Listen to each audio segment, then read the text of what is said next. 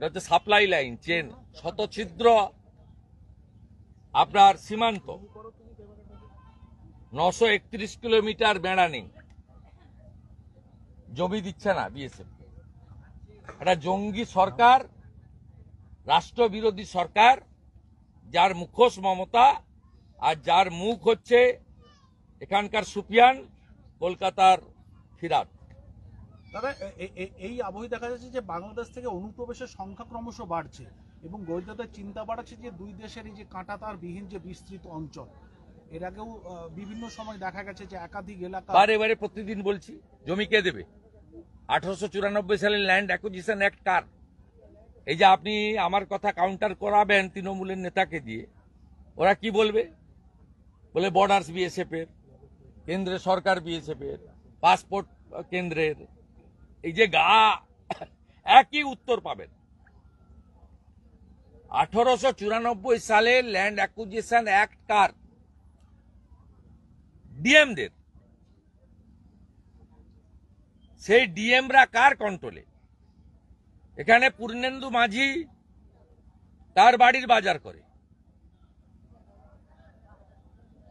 সব জায়গায় একই মডেল আছে, পূর্ণেন্দু মাঝির মডেল।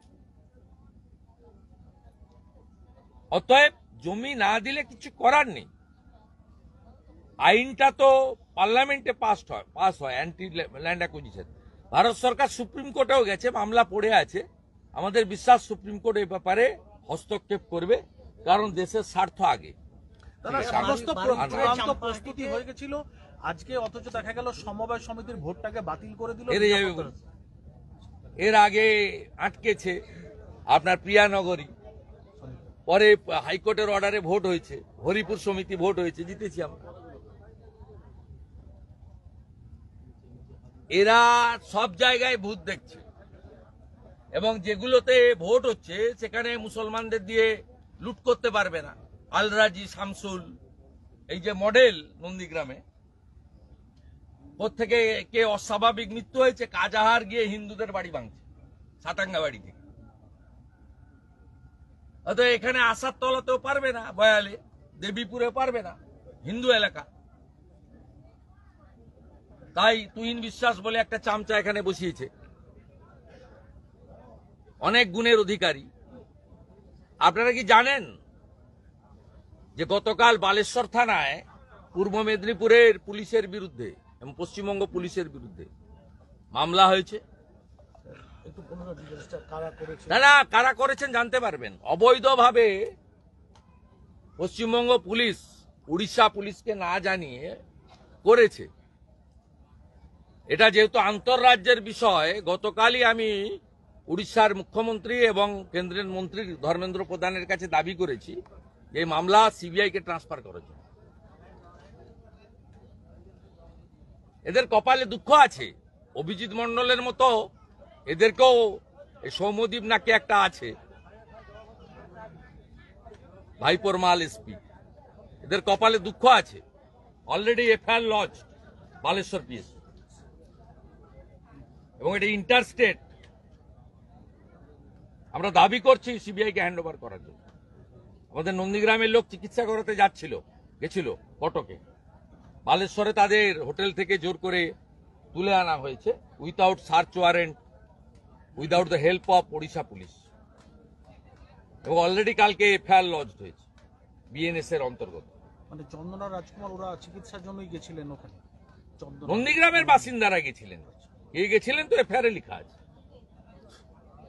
এটা ইন্টারস্টেট, সিবিআই এর জন্য আমরা দাবি করেছি। গতকালে আমি মাননীয় মুখ্যমন্ত্রী উড়িষ্যার সঙ্গে কথা বলেছি, কেন্দ্রীয় মন্ত্রী ধর্মেন্দ্র প্রধানজির সঙ্গেও কথা বলেছি। তারা বলছেন আইনের দিক খতিয়ে দেখছেন ওখানকার পুলিশ, এবং সেটা না হলে 2 তারিখে কোর্ট খুললে ভুবনেশ্বর কোর্টে আমরা রিটও করব, এই কেস সিবিআই কে ট্রান্সফার করে দেওয়ার জন্য। এরা কতবার বেড়েছে, এখনো পর্যন্ত 700 মামলা হয়েছে 21 সাল থেকে। 6000 বিজেপির হিন্দু নেতাদের নামে। কোন হিন্দু নেতা বাকি নেই মামলা খেতে, জেল খাটতে। কোন নেতা জেল যায়নি 5 দিন থেকে 7 মাস। এমন কোন বড় নেতা নেই নন্দীগ্রামে যারা ইলেক্টেড পঞ্চায়েতের দ্বারা। 21-এর হারের জ্বালা আপনার মিটিয়ে দেবো আমরা। জ্বালা ভালো করেই মিটিয়ে দিব। এইসব করে মাথা নত করা যাবে না। আপনি শঙ্কর দাসকে ভাঙিয়ে নিয়ে গেছেন, জয়দেব দাসকে ভাঙিয়ে নিয়ে গেছেন, থেকে আমার ভোট কমেছে নাকি? গোকুলনগর অঞ্চলে একটা মুসলমান থাকে না, হিন্দুদের এলাকা, সব লোক আমার। হিন্দু মানেই শুভেন্দু অধিকারী, প্রত্যেকটা হিন্দু লোক আমার সঙ্গে আছে। দাদা আজকে দেবাশিস দাস, অশোক করণ তারাও আজকে দল ছাড়লো। দেবাশিস দাস, অশোক, আমি কিছু বলবো না, এই তো আপনাকে আগে বলেছি। আমার এটাতে কোনো বিষয় না। কেউ দলে থাকবেন ছাড়বেন তার ব্যাপার, আমার বা বিজেপির কোনো ক্ষতি হবে না। গোকুলনগর অঞ্চল হিন্দু অধ্যুষিত অঞ্চল, একটা মুসলমান ভোট নেই, মানে কিছু করতে পারবেন। হিন্দুরা মোদিজির সঙ্গে আছে, শুভেন্দু অধিকারীর সঙ্গে আছে, তার মানে বিজেপির সঙ্গে আছে। হিন্দুদের কিচ্ছু করতে পারবে না। আর আপনি মুসলমানদের আমার সঙ্গে ঘুরে বেড়ালেও এমএলএর কাছে আসবে, সুযোগ সুবিধা নিবে, তো ভোট তারা তৃণমূলকে দেবে।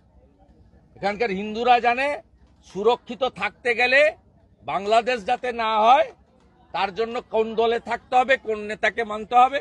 আর এখানকার মুসলমানরা জানে যে খাজেরি মাদ্রাসাগুলোকে টিকিয়ে রাখতে গেলে কাকে ভোট দিতে হবে। বলছি দাদা, সন্দেশখালী ঘটনার 11 মাস পরে আগামীকাল মমতা বন্দ্যোপাধ্যায়, আমিও পরশুদিন যাচ্ছি বিজেপির সদস্যতা অভিযান করতে।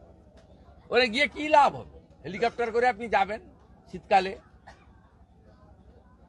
কি লাভ হবে? কোনো লাভ হবে না। সন্দেশখালীতে মহিলাদের উপরে আপনার শাহজাহান যে অত্যাচার করেছে, তার ফলে লোকসভা নির্বাচনে আপনি ওখানে হেরেছেন 7,000 ভোটে। কোর্টেও হারবেন রেখা পাত্রের কাছে, হাইকোর্টে।